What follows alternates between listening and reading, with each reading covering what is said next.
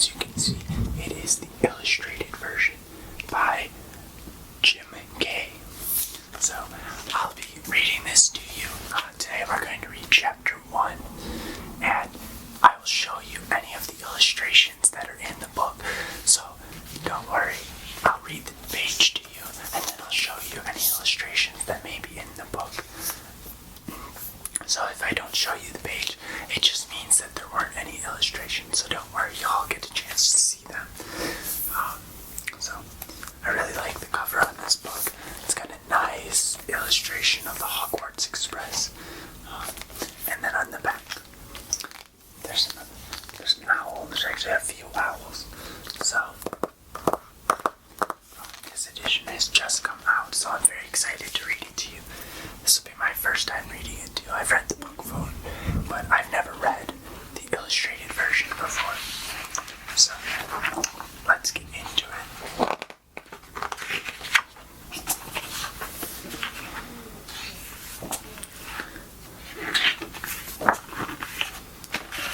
Chapter 1, The Boy Who Lived. Mr. and Mrs. Dursley of number 4 Privet Drive were proud to say that they were perfectly normal, thank you very much. They were the last people you'd expect to be involved in anything strange or mysterious, because they just didn't hold with such nonsense.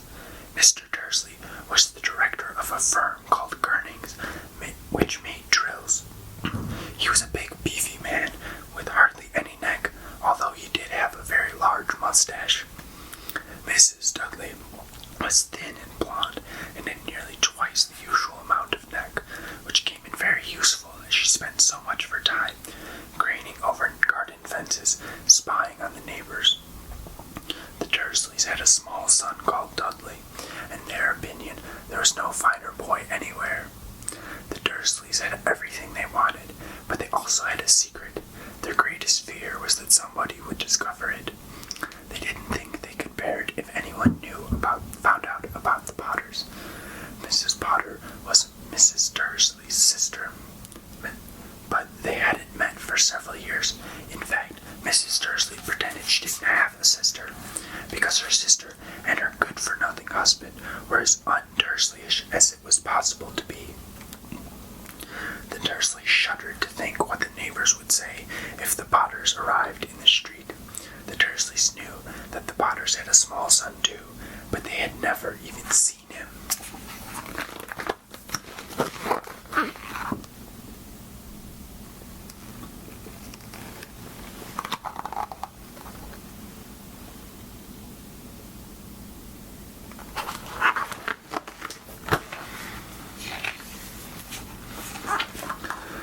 The boy was another good reason for keeping the Potters away. They didn't want Dudley mixing with a child like that. When Mr. and Mrs. Dursley woke up on the dull gray Tuesday our story starts, there was nothing about the cloudy sky outside to suggest that strange and mysterious things would soon be happening all over the country.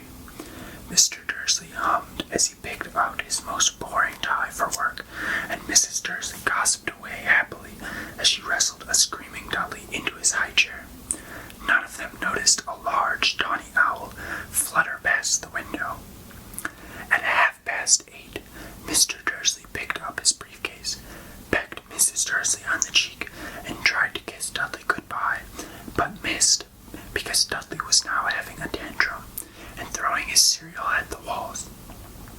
"Little dyke," chortled Mr. Dursley as he left the house. He got into his car and backed out of number 4's drive. It was on the corner of the street that he noticed the first sign of something peculiar. A cat reading a map. For a second, Mr. Dursley didn't realize what he had seen. Then he jerked his head around to look again.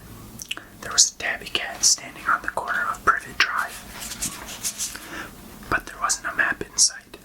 What could he have been thinking? It must have been a trick of the light. Mr. Dursley blinked and stared at the cat. It stared back. As Mr. Dursley drove around the corner and up the road, he watched the cat in his mirror. It was now reading the sign that said Privet Drive. No, looking at the sign. Cats couldn't read maps or signs. Mr. Dursley gave himself a little shake and put the cat out of his mind. As he drove towards town, he thought of nothing except a large order of drills he was hoping to get that day. But on the edge of town, drills were driven out of his mind by something else. As he sat in the usual morning traffic jam, he couldn't help noticing that there seemed to be a lot of strangely dressed people about, people in cloaks. Mr. Dursley couldn't bear people dressed in funny clothes, the get-ups you saw in young people. He supposed this was some stupid new fashion. He drummed his fingers on the steering wheel, and his eyes fell in a huddle of these weirdos standing quite close by. They were whispering excitedly together. Mr. Dursley was enraged to see that a couple of them weren't young at all. Why, that man had to be older than he was, and wearing an emerald green cloak. The nerve of him! But then it struck Mr. Dursley that this was probably some silly stunt. These people were obviously collecting for something. Yes, that would be it. The traffic moved on, and a few minutes later, Mr. Dursley arrived at the Gurnings car park, his mind back on drills. Mr. Dursley always sat with his back to the window in his office on the 9th floor. If he hadn't, he might have found it harder to concentrate on drills that morning. He didn't see the owl swooping past in broad daylight, though people down in the street did. They pointed and gazed open-mouthed as owl after owl sped overhead. Most of them had never seen an owl, even at nighttime. Mr. Dursley, however, had a perfectly normal, owl-free morning. He yelled at 5 different people. He made several important telephone calls and shouted a bit more. He was in a very good mood until lunchtime, when he thought he'd stretch his legs and walk across the road to buy himself a bun from the baker's opposite. He'd forgotten all about the people in cloaks until he passed a group of them next to the baker's. He eyed them angrily as he passed. He didn't know why, but they made him uneasy. This lot were whispering excitedly too, and he couldn't see a single collecting tin. It was on his way back past them, clutching a large donut in a bag, that he caught a few words of what they were saying. The Potters, that's right, that's what I heard. Yes, their son Harry. Mr. Dursley stopped dead.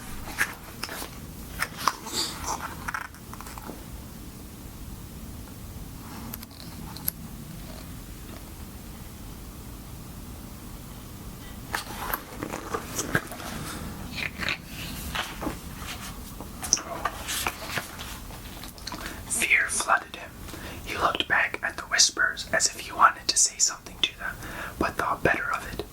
He dashed back across the road, hurried up to his office, snapped at his secretary not to disturb him, seized his telephone, and had almost finished dialing his home number when he changed his mind. He put the receiver back down and stroked his mustache, thinking, no, he was being stupid. The Potter wasn't such an unusual name. He was sure there were lots of people called Potter who had a son called Harry. Come to think of it, he wasn't even sure his nephew was called Harry. He'd never even seen the boy. It might have been a Harvey or a Harold. There was no point in worrying Mrs. Dursley. She always got so upset at any mention of her sister. He didn't blame her if he had a sister like that, but all the same, those people in cloaks. He found it a lot harder to concentrate on drills that afternoon, and when he left the building at 5 o'clock, he was still so worried that he walked straight into someone just outside the door. Sorry, he grunted, as the tiny old man stumbled and almost fell. It was a few seconds before Mr. Dursley realized that the man was wearing a violet cloak. He didn't seem at all upset at being almost knocked to the ground. On the contrary, his face split into a wide smile, and he said in a squeaky voice that made passers-by stare, "Don't be sorry, my dear sir, for nothing could upset me today. Rejoice, for you know who has gone at last. Even muggles like yourself should be celebrating this happy, happy day." And the old man hugged Mr. Dursley around the middle and walked off. Mr. Dursley stood rooted to the spot. He had never been hugged by a complete stranger. He also thought he had been called a muggle, whatever that was. He was rattled. He hurried to his car and set off home, hoping he was imagining things which he had never hoped before, because he didn't approve of imagination. As he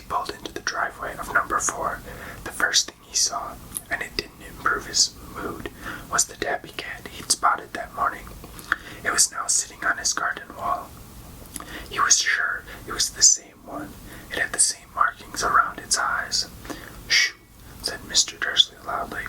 The cat didn't move. It just gave him a stern look. Was this normal cat behavior? Mr. Dursley wondered, trying to pull himself together. He let himself into the house.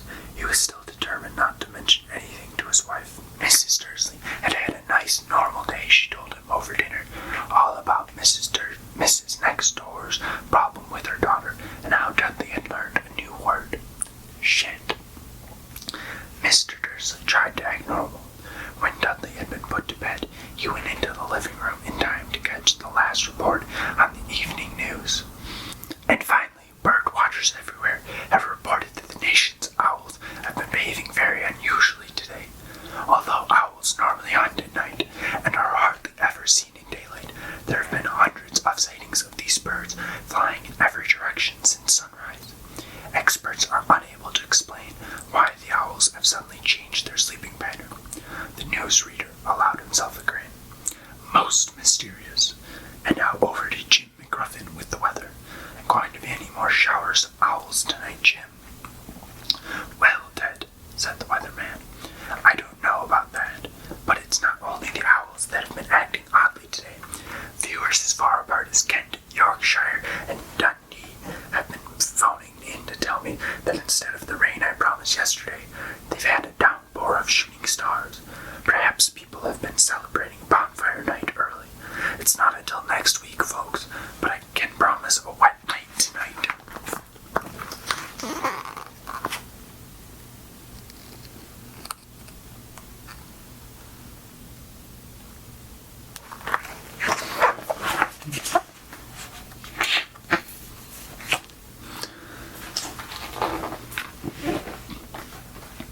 Mr. Dursley sat frozen in his armchair. Shooting stars all over Britain, owls flying by daylight, mysterious people in cloaks all over the place, and a whisper about the Potters. Mrs. Dursley came into the living room carrying 2 cups of tea. It was no good. He'd have to say something to her. He cleared his throat nervously. Petunia, dear, you haven't heard from your sister lately, have you? As he had expected. Mrs. Dursley looked shocked and angry. After all, they normally pretended she didn't have a sister. No, she said sharply. Why? Funny stuff on the news, Mr. Dursley mumbled. Owls shooting stars, and there are a lot of funny-looking people in town today. So, snapped Mrs. Dursley. Well, I just thought maybe it was something to do with, her lot. Mrs. Dursley sipped her tea through pursed lips. Mr. Dursley wondered whether he dared to tell her he'd heard the name Potter. He decided he didn't dare. Instead, he said as casually as he could, their son. He'd be about Dudley's age now, wouldn't he? I suppose so, said Mrs. Dursley stiffly. What's his name again? Howard, isn't it? Harry. Nasty common name, if you ask me. Oh, yes, said Mr. Dursley, his heart sinking horribly. Yes, I quite agree. He didn't say another word on the subject as they went upstairs to bed. While Mrs. Dursley was in the bathroom, Mr. Dursley crept to the bedroom window and peered down into the front garden. The cat was still there. It was staring down Privet Drive as though it was waiting for something. Was he imagining things? Could all this have nothing to do with the Potters? If it did, if it got out that they were related to a pair of, well, he didn't think he could bear it. The Dursleys got into bed. Mrs. Dursley fell asleep quickly, but Mr. Dursley lay awake, turning it all over in his mind. His last comforting thought before he fell asleep was that even if the Potters were involved, there was no reason for them to come near him and Mrs. Dursley. The Potters knew very well what he and Petunia thought about them and their kind. He couldn't see how he and Petunia could get mixed up in anything that might be going on. He yawned and turned over. It couldn't affect them. How very wrong he was. Mr. Dursley might have been drifting into an uneasy sleep, but the cat on the wall outside was showing no sign of sleepiness. It was sitting as still as a statue, its eyes fixed unblinkingly on the far corner of Privet Drive. It didn't so much as quiver when a car door slammed in the next street.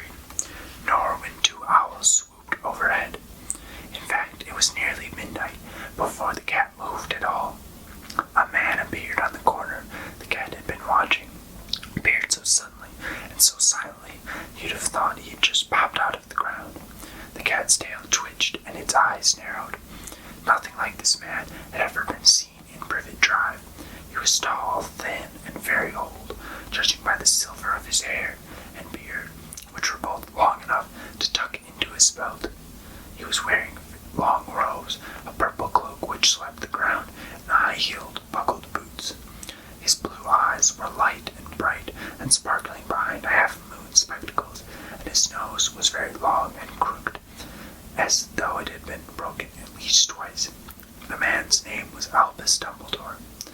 Albus Dumbledore didn't seem to realize that he had just arrived in a street where everything from his name to his boots was unwelcome. He was busy rummaging in his cloak, looking for something, but he did seem to realize he was being watched, because he looked up suddenly at the cat, which was still staring at him from the other end of the street. For some reason, the sight of the cat seemed to amuse him. He chuckled and murmured, "I should have known." He had found what he was looking for inside his pocket. It seemed to be a silver cigarette lighter. He flicked it open, held it up in the air, and clicked it. The nearest street lamp went out with a little pop. He clicked it again.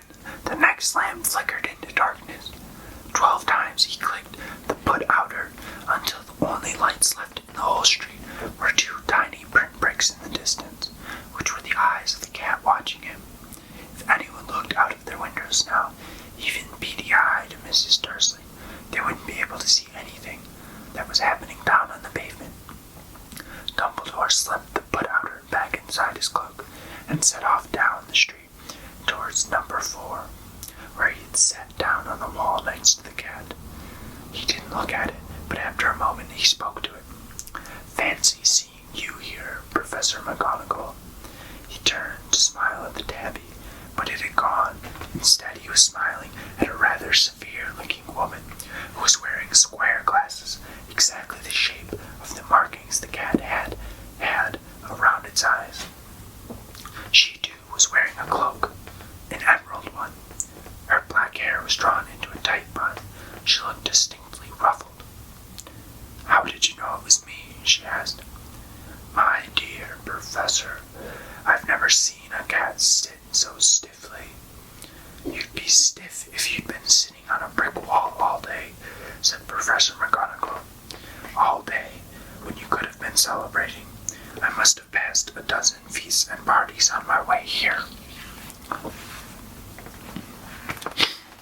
Professor McGonagall sniffed angrily. "Oh yes, everyone's celebrating all right," she said impatiently. "You'd think they'd be a bit more careful, but no, even the Muggles have noticed something's going on. It was on their news." She jerked her head back at the Dursleys' dark living room window. "I heard it. Flocks of owls shooting stars. Well, they're not completely stupid. They were bound to notice something. Shooting stars down in Kent. I'll bet that was Daedalus Diggle. He never had much sense." "You can't blame them," said Dumbledore. "We've had precious little to celebrate for 11 years. "I know that," said Professor McGonagall irritably, "but that's no reason to lose our heads. People are being downright careless out on the streets in broad daylight, not even dressed in Muggle clothes, swapping rumors." She threw a sharp sideways glance at Dumbledore here, as though hoping he was going to tell her something, but he didn't. So she went on.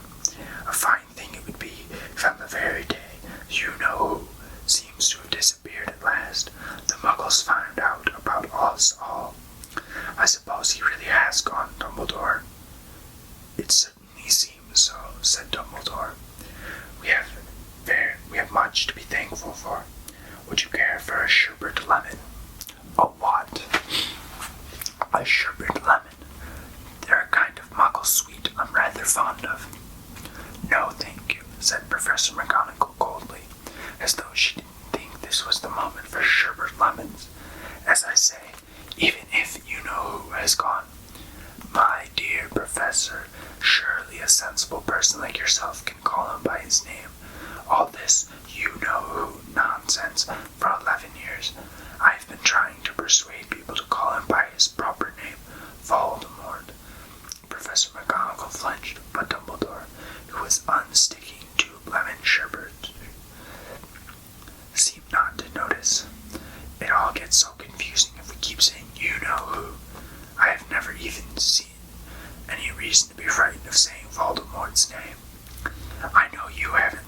Professor McGonagall, sounding half exasperated, half admiring. "But you're different. Everyone knows you're the only one. You know." "Oh, all right," Voldemort was frightened of. "You flatter me," said Dumbledore calmly. "Voldemort and powers I will never have. Only because you're too noble to use them. It's lucky it's dark.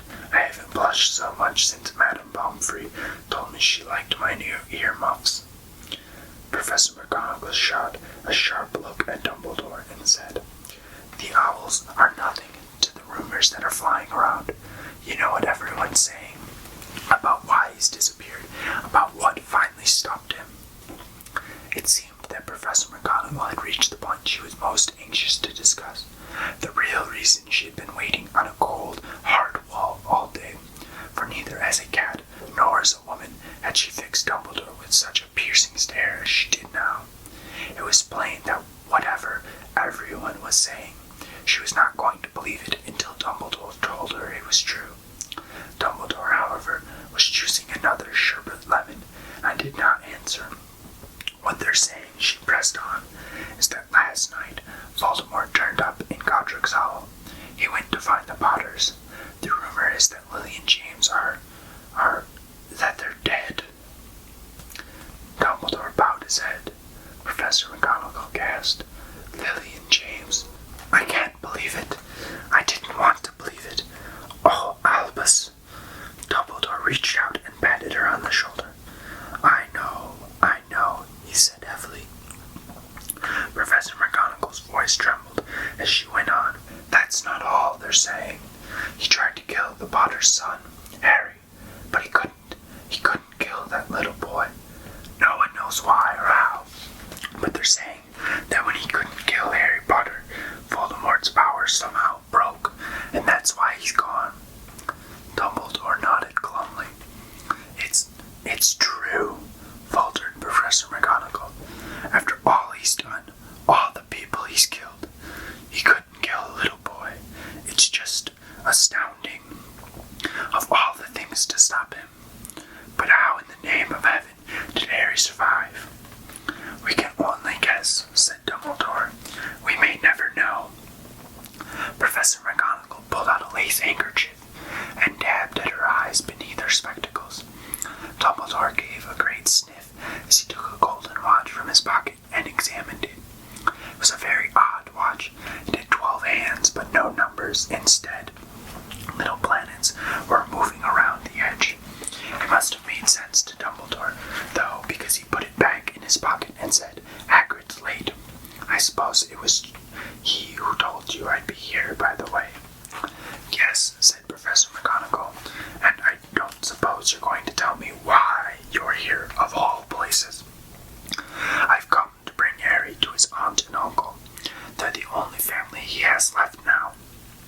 "You can't mean the people who live here," cried Professor McGonagall, jumping to her feet and pointing at number 4. "Dumbledore, you can't. I've been watching them all day. You couldn't find two people who are less like us, and they've got this son. I saw him kicking his mother all the way up the street, screaming for sweets. Harry Potter, come and live here." "It's the best place for him," said Dumbledore firmly. "His aunt and uncle will be able to explain to him everything to him when he's older. I've written them a letter." "A letter," repeated Professor McGonagall faintly, sitting back down on the wall. "Really, Dumbledore, you think you can explain all this in a letter? These people will never understand him. He'll be famous, a legend. I wouldn't be surprised if today was known as Harry Potter Day in the future. There will be books written about Harry. Every child in our world will know his name." "Exactly," said Dumbledore, looking very seriously over the top of his half-moon glasses. "It would be enough to turn any boy's head. Famous before he can walk and talk. Famous for something you won't even remember. Can't you see how much better off he'll be growing up away from all that until he's ready to take it?" Professor McGonagall opened her mouth, changed her mind, swallowed, and said, Yes, you're right, of course. But how is the boy getting here, Dumbledore? She eyed his cloak, suddenly as though she thought he might be hiding Harry underneath it. Hagrid's bringing him. You think it wise to trust Hagrid with something as important as this? I would trust Hagrid with my life, said Dumbledore. I'm not saying his heart isn't in the right place, said Professor McGonagall grudgingly, but you can't pretend he's not careless. He does tend to. What was that? A low, rumbling sound had broken the silence around them. It grew steadily louder as they looked up and down the street for some sign of a headlight.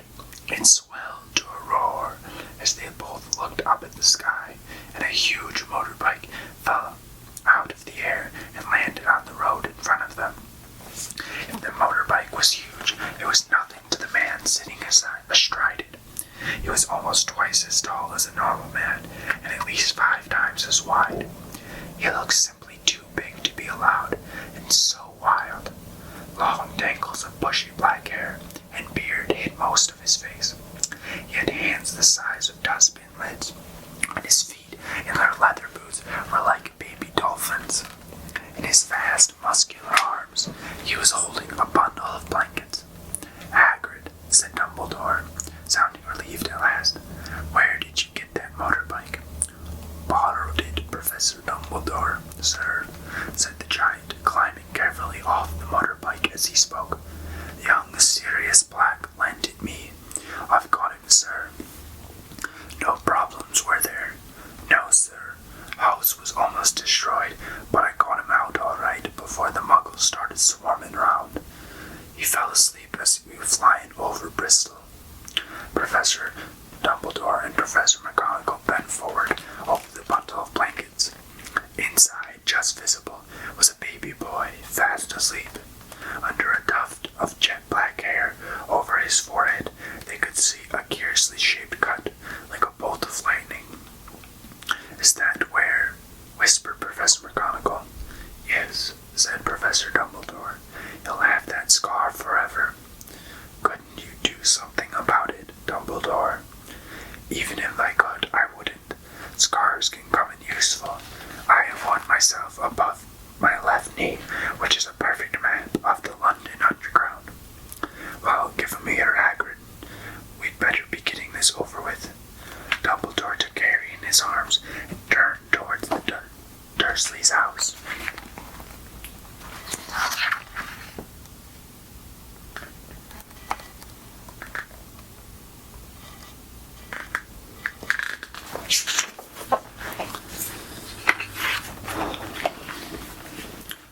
Could I say goodbye, sir? Said Hagrid. He bent his great shaggy head over to Harry and gave him what it must have been a very scratchy, whiskery kiss. Then suddenly Hagrid let out a howl like a wounded dog. Shh, hissed Professor McGonagall. You'll wake the muggles. Sorry, sobbed Hagrid, taking out a large spotted handkerchief and burying his face in it. But I can't stand it. Lily and James did, and poor little Harry off to live with muggles.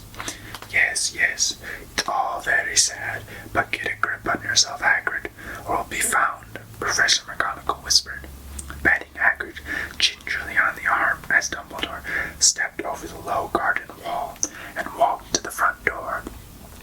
He laid Harry gently on the doorstep, took a letter out of his cloak and tucked it inside Harry's blankets, and then came back to the other two.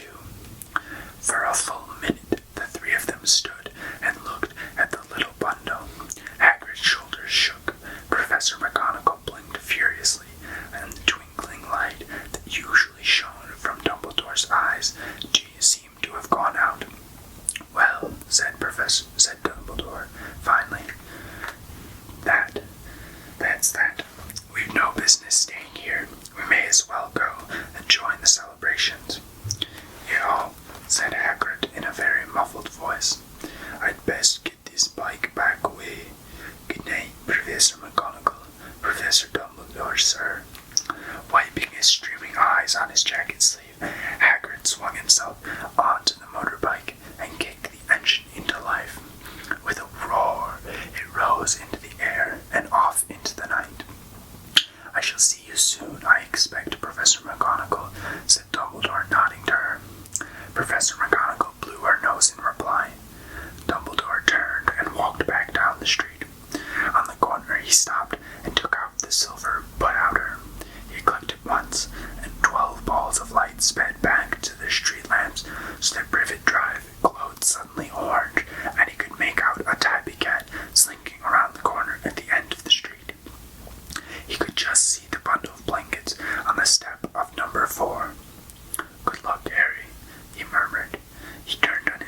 and with a swish of his cloak he was gone.